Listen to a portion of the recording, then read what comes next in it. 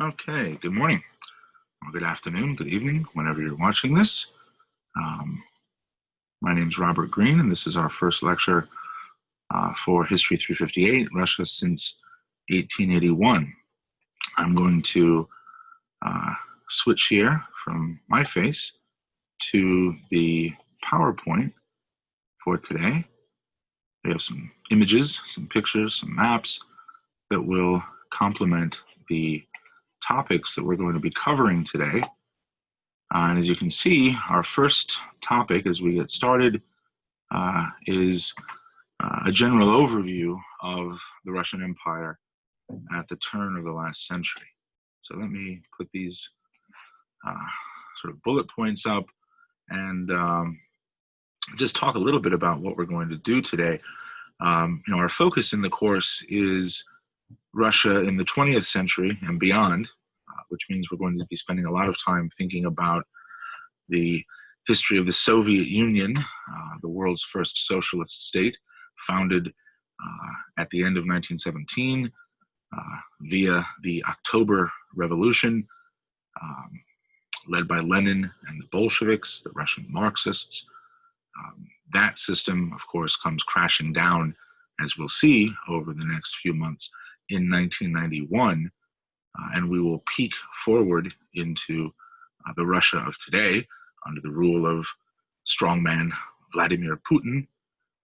But really, to set the stage and to understand the big transformations that take place in Russia over this tumultuous century, we have to start at the turn of the last one and think about the political, social, economic conditions that existed in the Russian Empire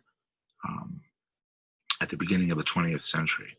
And I've sketched out just a couple of bullet points here, kind of a roadmap of what we're going to talk about. I want to think about the Russian Empire as it existed before the revolutions of 1917. I want to think about first this term empire. What do we mean when we talk about empire? Empire is a system of political rule, a system of political organization that is based inherently on difference. It's based inherently on inequality. And so a good working definition of empire that we can apply not only to the Russian Empire, but to the Ottoman Empire, the Austro-Hungarian Empire, going back in time to the Roman Empire, is that empire is a system of political organization, usually headed by a king, a queen, an emperor, an empress, a system of political organization based on the political, cultural, socioeconomic domination by one group of peoples over another. And I stress this idea that empire is a system based on sort of modalities of inequality, one group ruling over another. In the Russian Empire, the ethnic Russians were sort of the dominant group, but the Russian Empire, as we'll see today, was a multi-ethnic empire. That is to say, it was an empire populated by more than 100 different ethnic groups, national groups. It was also a multi-confessional empire. And when we use the word multi-confessional, we're talking about a multiplicity of religious faiths and traditions. So while the dominant religion, the official state religion in the Russian Empire was, of course, Russian Orthodox Christianity, the subjects of the Russian Empire professed virtually every religious faith and tradition under the sun, all variants of Christianity, Judaism, Islam, Buddhism, et cetera, et cetera. So we'll start out with a sort of overview of the Russian Empire. We'll think about these questions of diversity, and then I want to think about some of the transformations that are taking place as Russia staggers into the 20th century. And I want to think about specific social groups, or if you will, social classes. I want to think about the peasantry. We'll think about industrial workers, and also sort of the middle classes, the middle stratum of Russian society, so-called educated society. I want to think about these different social groupings, think about how they are changing in response to social changes, economic changes that are gripping the empire, at the turn of the 20th century, and also think about their grievances, or if you will, their dissatisfaction with certain elements of the political system that existed in Russia at the turn of the 20th century. And that political system, of course, is autocracy. We'll talk about what that means, the Russian word samodержавие, and we'll look at the last autocrat, the last czar, the last emperor of the Russian Empire, Nicholas II. Time permitting, we'll get into this idea of dual polarization, just touch on that and talk more about it as we move forward. So let's jump ahead here and look at a map of the Russian Empire in the year 1913. This was the last year of peace that the Russian Empire would enjoy before the cataclysms of World War I would swallow up the empire and bring the political system, as we'll see in days to come, crashing down in revolution. Now, the topics I'm going to talk about today, if you've taken History 357, Russia prior to 1881, some of this will be review. If you're keeping up with the readings in the Abraham Asher book, Russia, A Short History, there's more detail there. If you are interested in reading more about any of the topics that I'm going to touch on today, send me an email and I would be more than happy to tell you more stuff you can read to learn even more about this. So, we're just going to do a kind of bird's eye, 50,000 foot view of some of these transformations and changes that are taking place. Okay? So when you look at this map, the first thing that strikes you, I think, is the sheer massiveness of the Russian Empire. 1/6 of the Earth's landmass, 11 time zones. It's 5,000 miles to get from Warsaw in the west all the way east through Siberia to Vladivostok on the Pacific in the Far East. 5,000 miles. It's 2,000 miles from the Arctic port of Murmansk all the way down through the Caucasus Mountains to the borders of the Ottoman Empire. So we're talking about an enormous, and in fact, the world's largest state, the world's largest country, if you will, at this time. Now, if you conjure up even the fuzziest or haziest mental image of a map of the Russian Federation today, which is also a very large political entity, and compare it with this map of the Russian Empire is bigger. The Russian Empire contained a number of territories that are now, today, independent states. Finland, for instance, Latvia, Lithuania, Estonia, the so-called Baltic states, Poland, Belarus, Ukraine, the republics of the Caucasus, Armenia, Azerbaijan, Georgia, and all of the various states of Central Asia that are now today independent, Kazakhstan, Uzbekistan, Turkmenistan, et cetera, were in 1913 all part of the Russian Empire. So again, this goes back to that idea of the empire as a multi-ethnic, multinational polity, which is a fancy way of saying a political entity, right? A state. The capital of the Russian Empire is St. Petersburg. Now, the capital of Russia today is Moscow, of course. The Bolsheviks, Lenin's party, will move the capital after the revolution from St. Petersburg to Moscow. But when our story begins at the turn of the 20th century, the capital is St. Petersburg. St. Petersburg had been built back in the early 18th century by the Emperor Peter the Great, who named it with typical lack of modesty after himself. The city undergoes various name changes throughout its long history. During World War I, when Russia was fighting the Germans, the idea of having a national capital, an imperial capital, named Sankt Peterburg, sounds awfully German, was deemed a little bit politically unpalatable. And so the city of St. Petersburg, Peter's city, was given a more Slavic sounding name, Petrograd, which means the same thing, Peter's city. And it was known as Petrograd throughout World War I and during the revolutions of 1917. In 1924, after Lenin's death, this city was renamed Leningrad, and it was known as Leningrad from 1924 until the early 1990s, and when the Soviet Union collapsed, the city went back to its original name, St. Petersburg, Sankt Peterburg, or as natives of the city call it affectionately, simply Peter. Petersburg and Moscow, a much older city going back to the Middle Ages, Petersburg and Moscow both had populations of over 1 million as Russia entered the 20th century. They were by far the largest cities in the Russian Empire. Warsaw, today the capital of independent Poland, had a population of some 600,000. Odessa on the Black Sea, which is not on this map, but near Yalta, had a population of about close to 500,000. Kiev, today the capital of an independent Ukraine, was about 250,000. Some of these provincial towns, Kazan and others, Helsinki, still even smaller populations. So as you go further east, you cross the Ural Mountains and you enter the vast, largely empty expanses of Siberia, the population grows smaller, sparser, and more widely separated.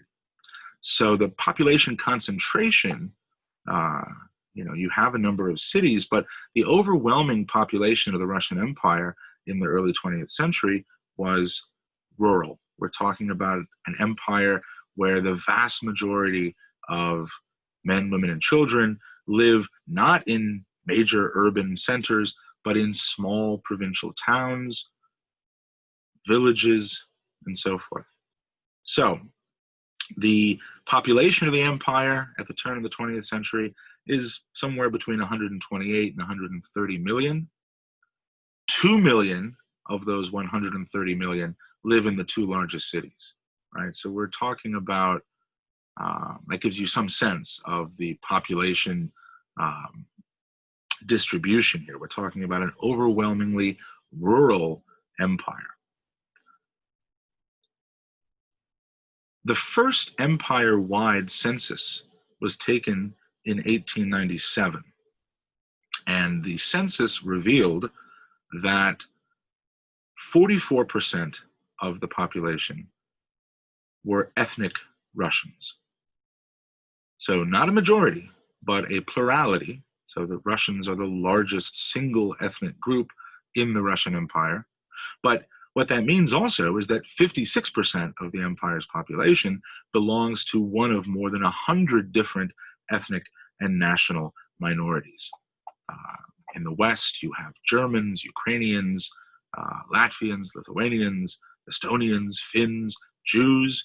The Russian Empire has the world's largest Jewish population at the turn of the 20th century.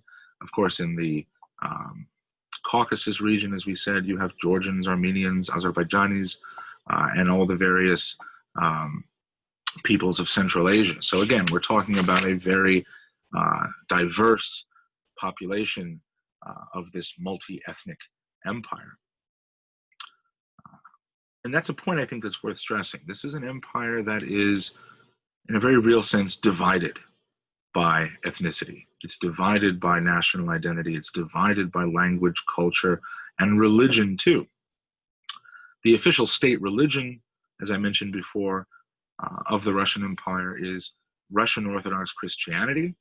About 2/3 of the empire's population identified as Orthodox Christians, but a full 1/3 of imperial subjects professed other religious faiths, whether Catholicism, Protestantism, Judaism, Islam, Buddhism, etc. So along with that sort of matrix of ethnic diversity, national diversity, there's also a very intense confessional, or if you will, religious diversity. And I emphasize that, I want to stress that point because this is an empire that rests on very shaky foundations. at the turn of the 20th century. It's an empire that is, in a very real sense, divided. It's also an empire divided in socioeconomic terms by class. The population of the Russian Empire, as I mentioned just a moment ago, was overwhelmingly rural, and most of the population were peasants. Now, what does the word peasant mean? When we think about peasants, we think broadly about men and women who live on and make their livings off the land. But when we think about peasants, we have to sort of distinguish between the idea that we have in American culture and society of, the small farmer, the small homesteader. And certainly we have to distinguish between peasant modes of agricultural production and big modern agribusiness. Right? Peasants have a very close connection to the land, but most peasants are barely scraping by. Right? This is not a profit-minded enterprise. Peasants are living off the land. They're making enough, if they're lucky, to provide for themselves and their families. Now, the peasants as a class, are undergoing enormous social and economic change at the end of the 19th and into the 20th century. Just a few decades before our story begins, in 1861, the peasants are emancipated. The Emancipation of 1861, issued by the Emperor Alexander II, abolished the practice of serfdom. Serfdom meant that the peasants, prior to 1861, had been essentially the personal property of noble landowners. They were legally tied to the land. They could be bought and sold at auction like pianos or furniture. So serfdom is a mode of unfree labor, similar to, but in some ways different from, models of slavery that persisted into the modern age, of course, in the American South, in parts of Latin America, etc. So with the emancipation of 1861, the peasants are now free. They are free from bondage. They are free from being the property of noble landowners. 23 million Russian peasants were freed at the stroke of a pen. But emancipation was a very incomplete process. And again, you can read more about this in Asher. The big problem is, how do you transform men and women and children who had, until very recently, been essentially property, chattel, movable goods? How do you transform them into full-fledged citizen subjects with rights and privileges? Well, that's a problem that the Russian Empire never fully was able to resolve. And that's one of the factors that contributes to the revolutionary upheavals of 1917. Observers at the time in the 19th century noted that emancipation was an incomplete process. What do I mean by that? While the peasants were legally freed, emancipation did nothing to solve problems of economic hardship. So now, after emancipation, after 1861 and into the 20th century, while peasant families have their own land, they are also under enormous economic burdens. They have to pay mortgages to the state for the little plots of land that they do farm. This was a phenomenon known at the time as land hunger. The peasants didn't have enough land. And further aggravating that problem is that the peasant population continues to grow, even explode dramatically in the last decades of the 19th century. So if you think about what's going on here, the peasant population doubles, the amount of available arable, that is to say farmable land, remains constant, and this puts enormous strains on individual peasants, on peasant households. The land has to support more and more mouths as the population increases. And of course, doggedly, tragically, the land itself remains finite. So what does this mean? This means that by the turn of the 20th century, by 1900, 52%, more than half of Russian peasants are unable to support themselves and their families on the land that they work. 52%.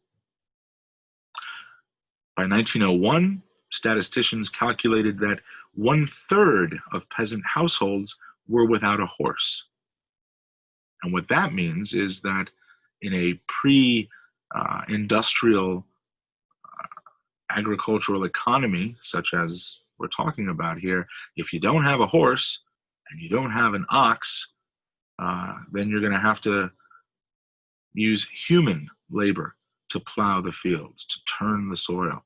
And this is a very primitive and, as economists would say, inefficient mode of agricultural production. So while Russia is enormous, and while Russia has by far more territory than any of the other great powers of the world put together, Russian agricultural production, crop yields, are far lower in Russia than they are in Germany at this time, certainly in the United States, where agriculture is being revolutionized by new technology, new fertilizers, new modes of machinery that are expediting the process. The average acre of farmland in Russia produces less than half of what the average acre of farmland in Germany or the United States is producing. So we're talking about, and this picture I think gives you a good sense, we're talking about a way of life and a mode of production that has been largely untouched by the technological revolutions that are transforming modes of life and ways of production across the industrial West. So emancipation in 1861 was a big deal, but it was an unfulfilled promise. The peasants were still legally bound to the land because the regime, the state, was fearful that hungry peasants are going to grab their pitchforks and guns and take to the streets. So the regime, the state, kept them on the land. They had to have internal passports stamped by state authorities before they could just pick up and settle. They're tied to the land physically in terms of mobility. Peasants are living a very traditional mode of life, and the peasants' number one concern as we move into the 20th century is land. The peasants want more land. The peasants feel they have a right to land, that they ought to have more land. And this is the number one economic or political, depending on how you look at it, demand that peasant men and women will begin to articulate as we move to the revolutions of 1917. The number one thing the peasants want is more land for immediate economic purposes, right? They have to feed their families. If we move up a few rungs on the socioeconomic ladder and think about the kind of middle class, the educated class, these are Russian men and women who have access to higher education, who are engaged in what we might think of as the white-collar professionals. Economically, unlike the peasants, they're doing okay. They live in the cities. They have nice houses, as you can see in this photograph of an upper middle class Russian family at the turn of the 20th century. They have books, they have paintings, they have gas lighting in their house, they have all modern conveniences. Their demands are not economic. The grievances that the upper educated classes, the urban, city-based educated classes have with the political system is not economic, it's political. They are frustrated. They're frustrated that they do not have the same guaranteed political and civil rights that their counterparts in Britain have, that their counterparts in the United States possess, that their counterparts in France and Germany enjoy. And the grievances of this educated middle class then are political in nature. What do they want? They want a constitution. That's a word we all know. A constitution, of course, a binding, guiding legal document that lays out, enumerates the power of the state and what the state can do and what the state can't do. Constitutions delineate the rights of individual citizens. Think of our own Constitution, the right of free speech, the right to bear arms, the right to be freed from the tyranny of quartering soldiers in your homes, et cetera, et cetera. Constitutions put limits on what the state can do. And sometimes those limits are subject to juridical interpretation, et cetera, et cetera. But constitutions also say, here are the rights that you as citizens enjoy. Russia has no constitution as we enter the 20th century. And educated men and women who look to the West, who say, why can't we have what England has? Why can't we have the rights that Americans possess? They become incredibly frustrated with a political system that will not grant them the political rights that they believe they are entitled to. So I mentioned the middle classes, numerically compared to the peasantry, a very small group, a very small element of the Russian population. But like the peasants, they have dissatisfactions, they have grievances with the existing system under which they live. And their grievances, if you will, are political in nature. They want political change. They don't want economic change. They're quite comfortable. These guys are doing quite well. They don't want to rock the boat economically. We'll come back in days to come to think about this educated class, because they will play a meaningful but ultimately tragic role in the events of 1917. The other social group that I want to draw your attention to this morning is the working class. And those of you who have studied or read about the Industrial Revolution know that across the West, starting at the end of the 18th century, new modes of economic production transformed the way in which economies functioned, in which work was performed. You go from small kind of artisanal workshop settings to large factory settings, right? This is the kind of standard story, the standard narrative of the Industrial Revolution, which comes to Russia late. The Industrial Revolution begins in Britain, the 1770s, 1780s. It takes 100 years for industrialization to really take root in Russia. And just as an aside, we might ask why.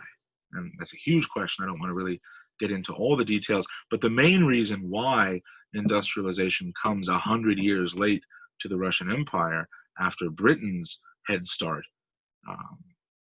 is that the existing system of serfdom in Russia inhibited industrialization, right? The potential workforce was tied to the land, noble property, right? Serfs. After emancipation in 1861, investors turned their attention to the development of industry, building railroads, building steel mills, investing in extractive industries, coal mines, copper mines, gold mines, et cetera, et cetera. And the former serfs, the former peasants, become the new factory workers, many of them. So the process of industrialization, historically speaking, has always been kind of a disruptive one. It's particularly disruptive in Russia because it happened so fast. The Russian economy, when it begins to industrialize at the end of the 19th century, does so very rapidly. I mentioned the role of private investment. Private investment in funding Russian industrialization is actually a much smaller part of the pie than it was in other countries like the United States, Britain. The big influx of money in the Russian case that's going to finance industrialization is coming from the Russian state. And the Russian state is imposing all manner of taxes, direct taxes, indirect taxes, sort of sales taxes, tariffs, to generate enough revenue to pump investment capital into the creation of Russian industry, building railroads, boosting coal and steel output, oil production, foundries, steel works, all these sorts of things. And just, that's one side of the story. And if you look at the statistics and say, well, at the end of the 19th century, in the 1890s, Russia had an overall annual economic growth rate of 4.7%, the highest in the world. That's astonishing. Now, growth rates, of course, have to be seen in context. If you're starting at a particularly low baseline and you're pumping a ton of money in, yeah, you're going to have high growth rates, and that does explain that. But the side of the story that's not told by simply looking at growth rates is that all of that tax burden is falling most heavily on the shoulders of those who are least able to bear it, the peasants and the factory workers. In a certain sense, they are shouldering the cost of industrialization. This is a photograph, a very early photograph from the turn of the 20th century of Russian workers lined up outside one of the metal works in the capital of St. Petersburg. And you see these workers. And if we just go back and take a look at these guys, and let's go back and look at the peasants, barefoot, in the mud, these workers wearing boots, wearing jackets, wearing hats. When peasants made the move into the city to start working in the factories, they maintained ties to the village. They sent money back to their wives or their parents to support their children, to help the household pay their share of the land tax that they owed. They went back home to help with the harvest. They went back home to participate in the big summer religious festivals, the Feast of St. Elijah, the Feast of St. Panteleimon, all of these various religious observances that were so much a part of the rhythms of rural life.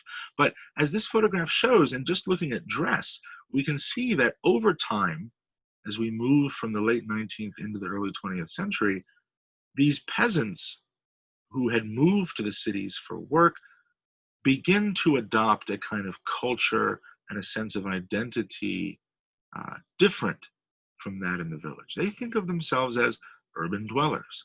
They think of themselves as skilled workers. They've learned particular trades, right? They've learned how to work in the iron foundries. They've learned the skills required to work in the steel mills.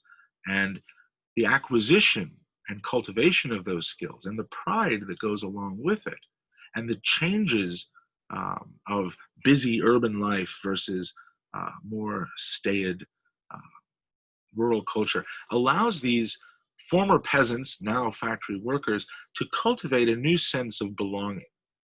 They think of themselves as factory workers, and they think that their interests as workers differentiates them from the peasant communities that they came from, and also differentiates them from the upper middle class Russians who own shares in the factories, who own the steel mills, who have controlling interests in the mines.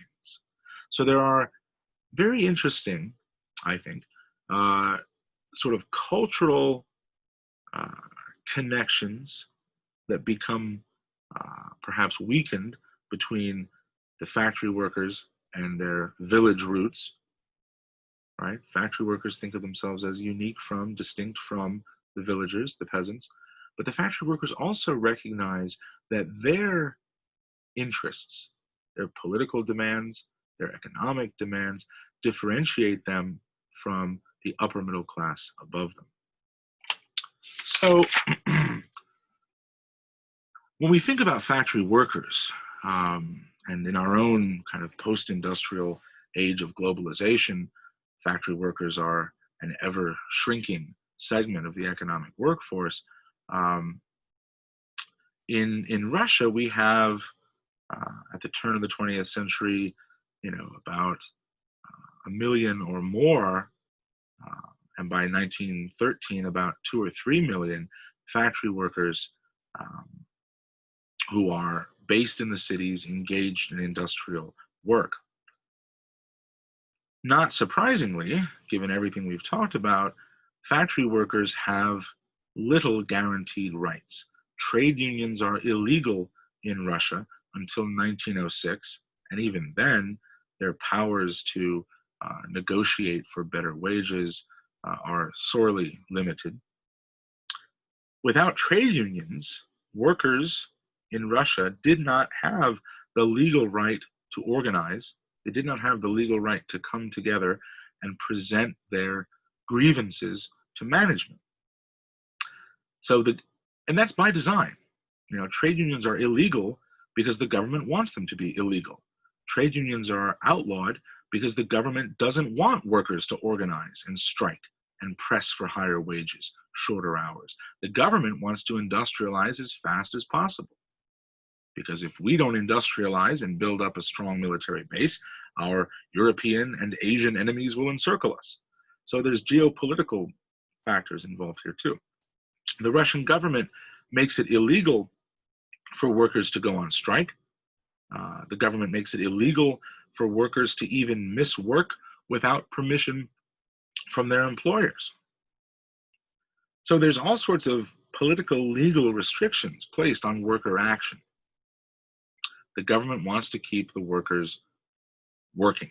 The government does not want to see workers coming together, recognizing the strength they possess in the collective by force of sheer numbers and pressing for political and economic change. But that's exactly what the workers are starting to do.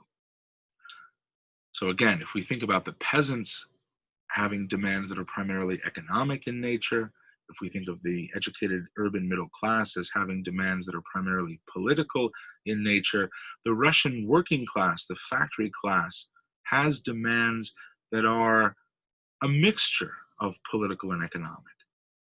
And we'll talk more about that when we talk about Marxism and why Marxism is so appealing to Russians and particularly to factory workers. The factory workers will play a critical role in the revolutions of 1917.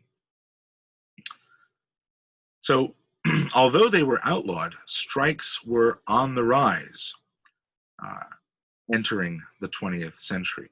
There were 29,000 strikes across the Russian Empire in 1900, 32,000 strikes in 1901, 87,000 strikes in 1903. And between the period 1883 and 1903, the Russian army had to be called out 1,500 times to put down worker strikes and demonstrations. And when I say put down, I mean shoot into crowds of workers. And that's not a particularly uniquely Russian phenomenon. Think of the history of violent labor unrest in this country, where government and private industry worked hand in hand to suppress the rights of workers. This is not a particular example of Russian tyranny. We see this across the globe, but this is a striking number. 1,500 times the army is sent out to deal with, i.e. shoot at, workers. I think this is a very striking image, one of my favorite photographs from this era, that really illustrates what we're talking about when we're talking about the formation of a Russian working class. By the early years of the 20th century, Russian workers, again, think of themselves as a unique group with unique job skills, unique experiences, and unique demands and desires. Their self-consciousness changes, their sense of identity changes, and their sense of belonging changes. And I like this photograph taken in one of the big St. Petersburg metal factories, showing the shift crew here. And you see old men all the way down to young boys. They're carrying the tools of their trade, right? This guy's got a hammer.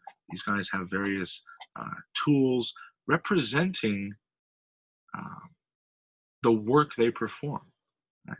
And the fact that that they are photographed with the tools of their trade indicates this close affinity that they have for the work they do. They are defined by the work they do, right? They're not peasants plowing in the fields. They're not upper middle class sitting around loafing, lounging, enjoying the dividends from the factory stocks where these men work. These guys have a very strong sense of corporate identity. They stand shoulder to shoulder. They identify with their fellow workers, their comrades, as the word they use, and they think of themselves as workers, and their identity as workers defines them. They realize that they have different interests from the interests of the factory owners above them and the autocratic state that supports the factory owners and seeks to suppress the factory workers. So a strong sense of corporate identity, corporate ethos, as sociologists would refer to it, a strong sense of identity and a strong sense that um, their interests are not compatible with the economic bosses above them. All right, I want to jump ahead here, and I don't want to go too much longer here, um, but I want to show you this cartoon that reflects that sense of unbalance. This is a radical cartoon from the early 20th century, a cartoon that workers who have become attracted to the gospel of socialism, Marxism, which we'll talk about next time, would appreciate this cartoon. They would have maybe a copy in their pocket and share it with friends. It was, of course, illegal under the Russian Empire to distribute so-called subversive, radical images or literature such as this. But this is a good example of how the workers, as I just said, see their interests, political and economic, as inimical to, in opposition to the interests of those above them on the socioeconomic pyramid. So the original Russian is on the right and English translation on the left, and it shows a kind of social pyramid. Here on the very bottom it says, we work for them while they shoot at us. And we see the army coming out to shoot at the workers. We, the peasants, we, the laborers, the miners, the factory workers, etc., we work for them while they shoot at us, while they eat, while they dine on our behalf, right? While they pray for us, and we see a bunch of drunken, do-nothing, lazy clerics. And while they dispose of or spend our money, and you see the various imperial ministers who serve in the autocratic government. This is an image of society that emphasizes division. We are the very foundation on which Russian society is based. We do all the work, and they enjoy all the fruits of our labor. This isn't fair. This isn't just. This isn't right. And as we move further into the 20th century, workers will come to see that this isn't fair, this isn't right, and they'll seek to do something about it. They'll seek to put their political and economic demands into action, and they will use the philosophy, the political philosophy of Marxism as a way to make their voices heard and implement the kinds of changes, revolutionary changes, that they desire to the existing economic and political system. I want to stop there and uh, remind you that uh, if you have questions about what we've talked about, um, feel free to email me, jot them down, email me. I'd be happy to answer your questions. Be happy, again, as I said, if you have questions about particular themes and stuff that we've talked about, to point you in the direction of other works. But I'm going to stop this lecture here. I'll start another one in a moment, talking about the political structure of Russia. We've talked about the social structure, but we'll hold off here, and uh, we will resume next time. So, okay, all right. So, thank you. Let me stop this.